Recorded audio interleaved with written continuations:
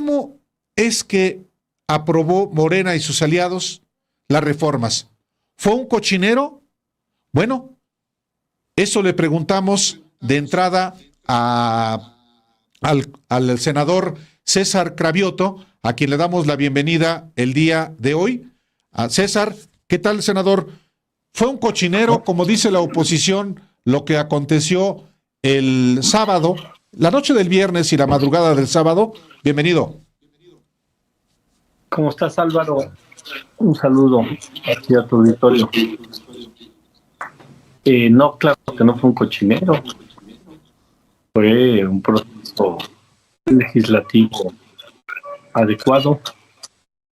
Todas las formas que aprobamos vienen de la Cámara de Diputados.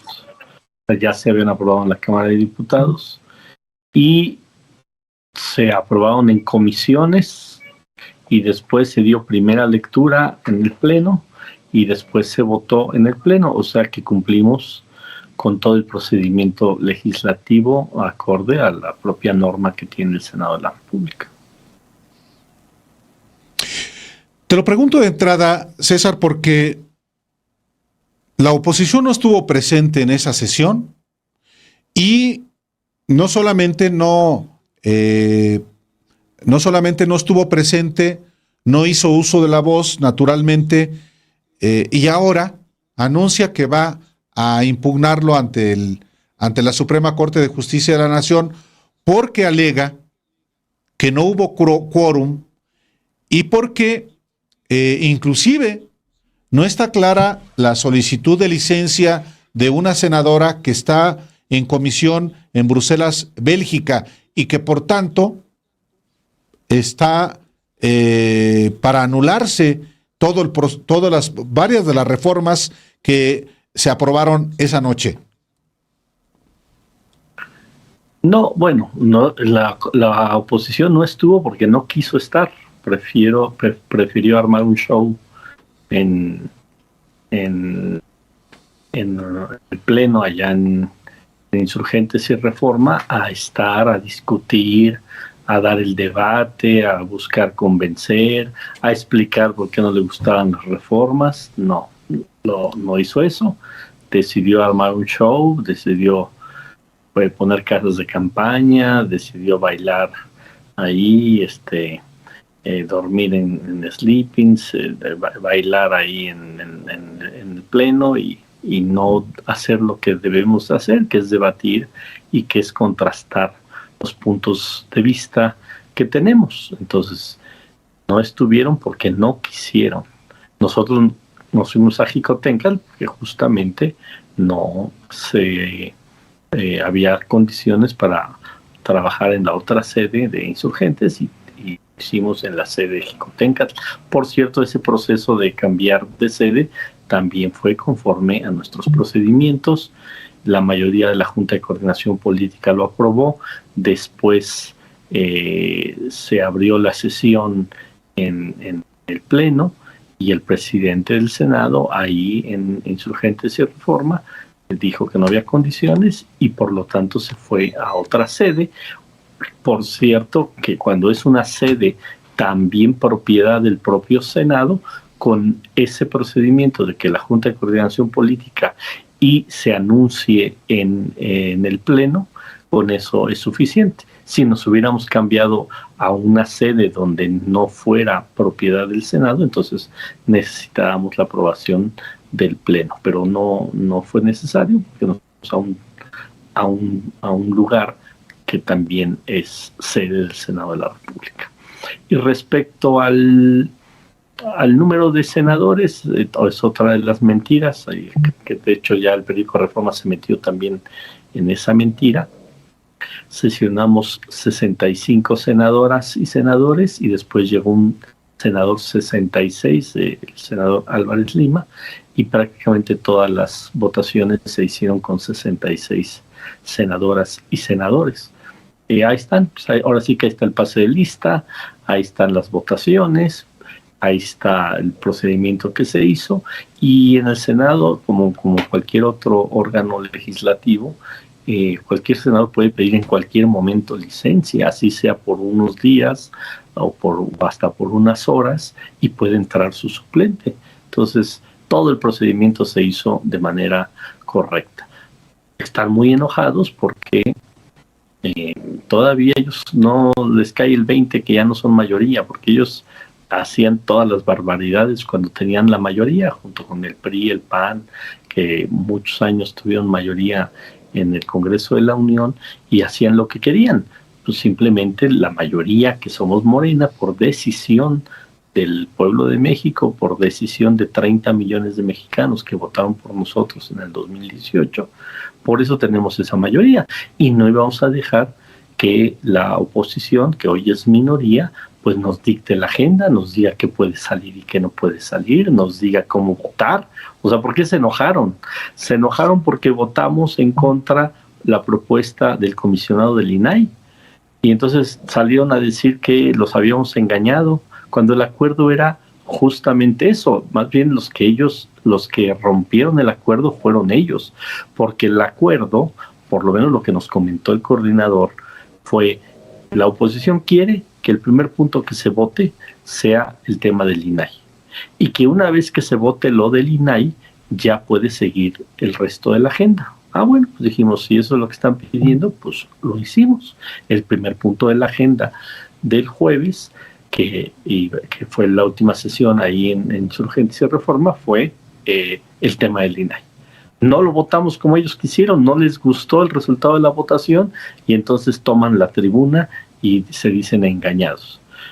Ya solo faltaba, Álvaro, que nos dicte línea el PAN de cómo tenemos que votar. O sea, tan enojados porque no votamos como ellos querían. Bueno, ya solo faltaba que el PAN sea el que nos diga, nos dé la línea de cómo vamos a votar cualquier nombramiento o cualquier iniciativa o cualquier punto de acuerdo. Pues ya, ahora sí que pues sí nos dio mucha risa decir, bueno, el PAN está enojado porque no votamos como ellos hubieran querido que votáramos. Pues no, se equivocan. Nosotros no nos debemos a acuerdos con el PAN, nosotros nos debemos al proyecto de transformación del país, nos debemos al pueblo de México y a este proceso que estamos llevando a cabo, que ha sido muy profundo, muy importante, y que dentro de estas 20 reformas justamente que sacamos el viernes, la madrugada del viernes y el sábado en la mañana, muchas son muy importantes para seguir fortaleciendo este proceso de transformación. En efecto, enfureció la oposición porque no se aprobó el nombramiento de un comisionado, pero el compromiso que hizo Ricardo Monreal era aprobar o solamente entonces votar. Votar. ¿Qué fue lo que acordó Monreal? Bueno, a nosotros nos dijo votar. O sea, el planteamiento fue que el primer punto que se vote el jueves sea lo del INAI. Y nosotros cumplimos. Fue el primer punto del acuerdo, de la orden del día, y se votó. No pasó.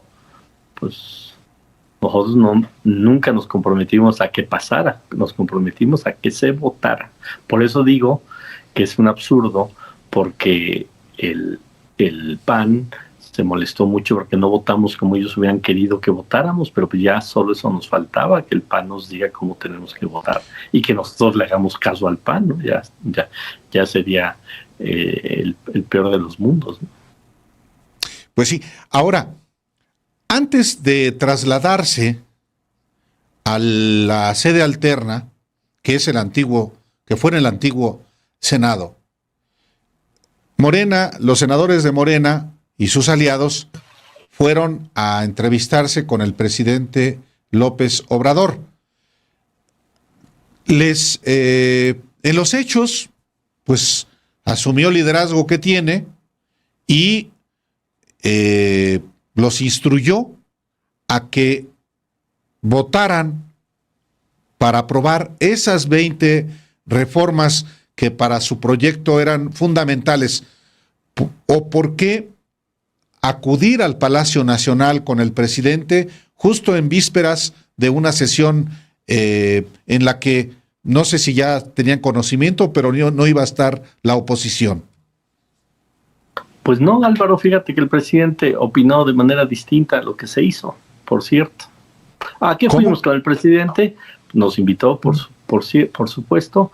Hablamos de todo, las reformas que le han dado fuerza al proyecto de transformación. Nos agradeció el que estemos unidos, el que avancemos en la agenda.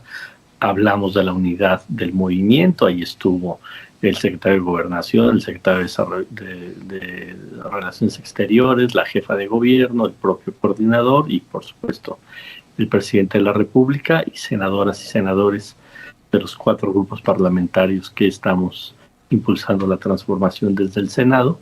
Y cuando se habló del tema de estas reformas, de hecho la opinión del presidente fue: déjenlos a los de la oposición a ver cuánto aguantan, paren el reloj legislativo, y si duran 15 días, 20 días, un mes, 2 meses, pues déjenlos, y cuando ya se hayan levantado de la sede, digamos, principal del Senado, pues ya ustedes sesionen y voten esas reformas. Eso lo dijo el presidente. Es más, mientras avancen y infórmenle a la gente a través de foros y esto, en qué consisten las reformas.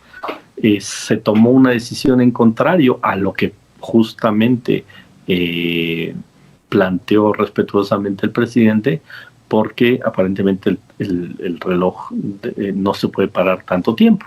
Entonces se debatió ahí con el coordinador, con los distintos senadores, y se dijo: no, bueno, de una vez, porque si no, ahí sí pueden reclamar un procedimiento erróneo, y ahí sí nos lo pueden echar abajo. Entonces por eso se tomó la decisión, pero el presidente no traía prisa de que se aprobaran las reformas, que dijo: déjenlos ahí 1 mes, 2 meses, el tiempo que sea necesario, mientras ustedes hacen foros, y ya cuando dejen el recinto libre, pues ya ustedes van y sesionan, pues, en la sede principal.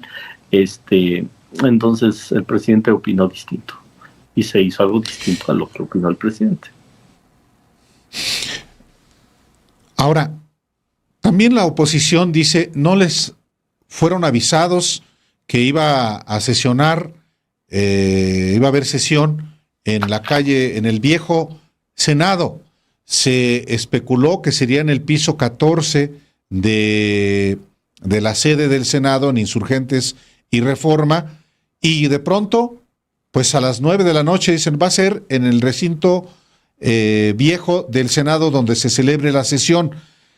Pero no llegó la oposición, salvo Xóchitl Gálvez, que se encadenó en el salón de plenos, y Damián Cepeda, que se sentó en un rincón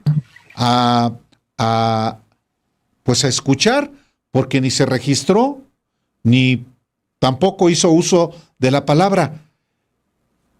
Cada grupo parlamentario puede escoger las tácticas y la estrategia que quiera. Reventar inclusive la sesión, tomar la tribuna como lo hizo la oposición en el salón de plenos del Senado de Reforma e Insurgentes.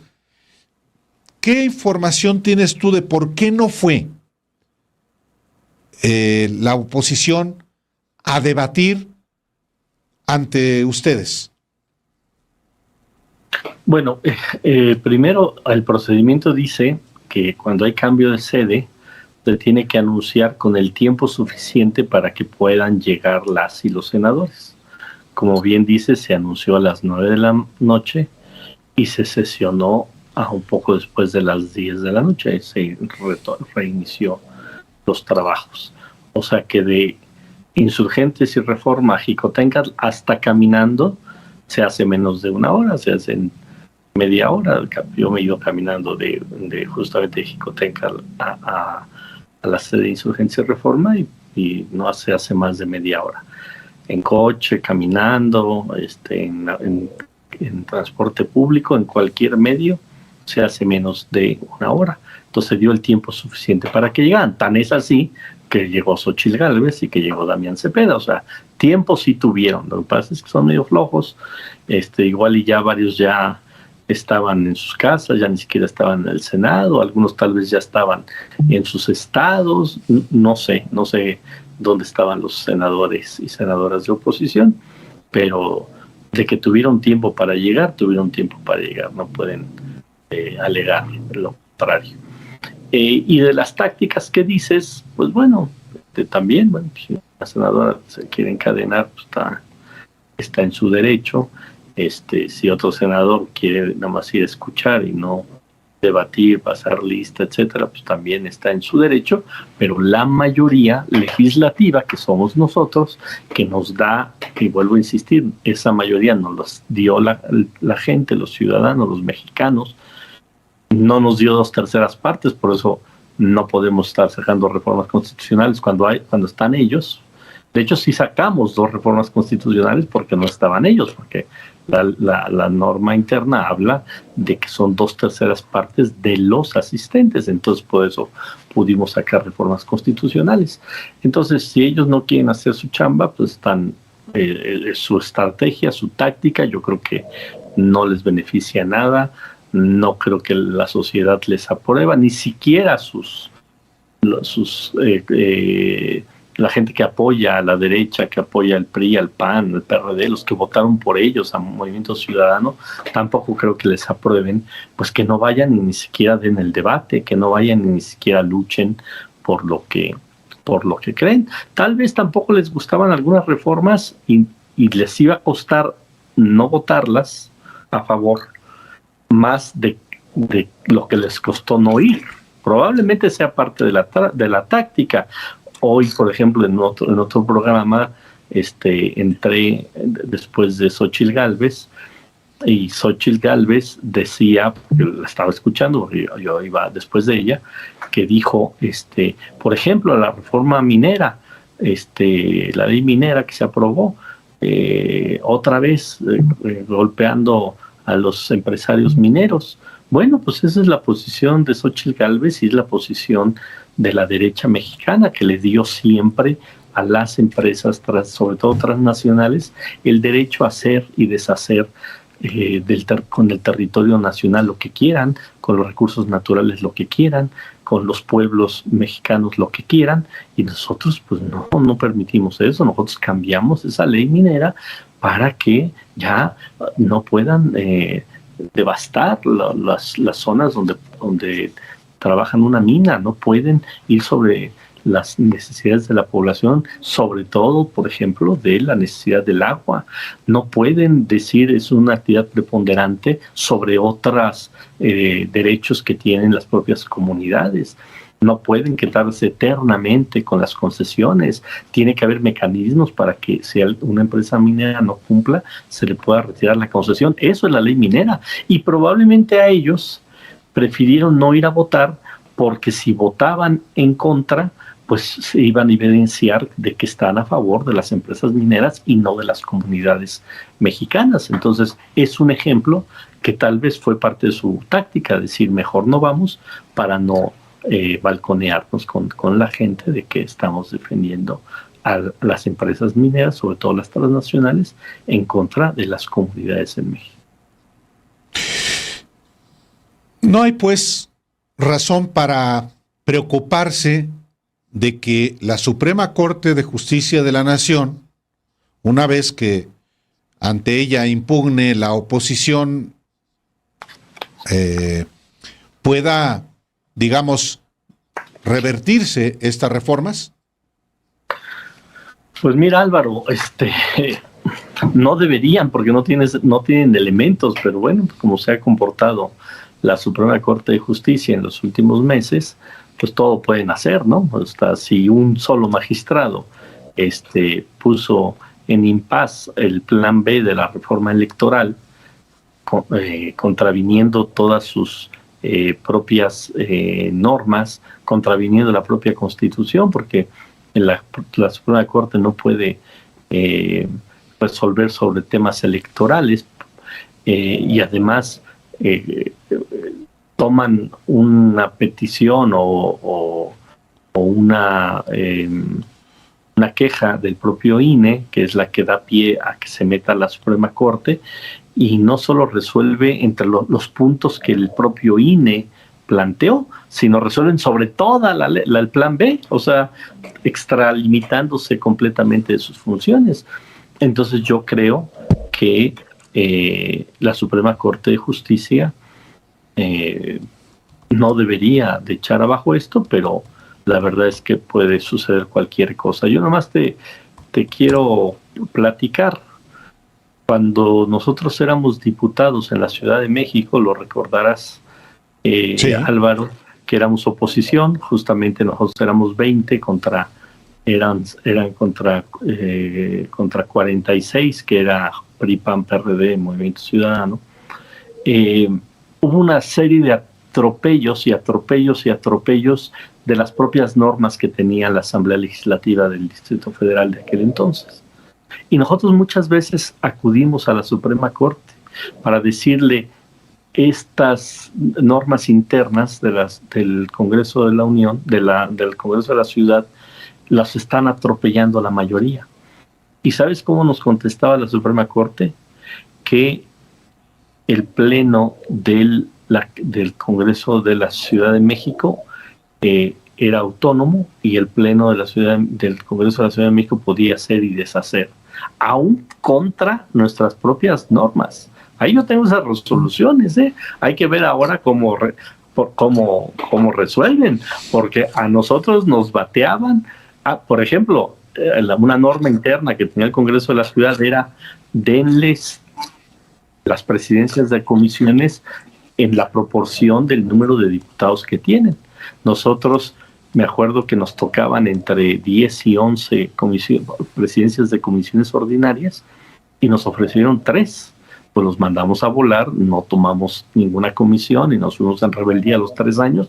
Y esa decisión del Pleno del Congreso de la Ciudad de México, nosotros fuimos a la Suprema Corte. Y la Suprema Corte nos dijo: no podemos hacer nada porque el Pleno es autónomo. Bueno, si los plenos somos autónomos, a ver cómo resuelven esto de qué ocurrió en el Senado, para ver si no tienen criterios distintos, y ahora sí ya se meten a revisar la actuación de los plenos de los congresos. César Cavioto, senador de Morena, como siempre, muchas gracias por informarle al auditorio de Los Periodistas, pues, sobre este asunto que va a seguir seguramente debatiéndose hasta el punto de que llegue a la Suprema Corte. Muchísimas gracias. Gracias, Álvaro. Un saludo a ti y a tu auditorio. Y seguimos trabajando. Adelante.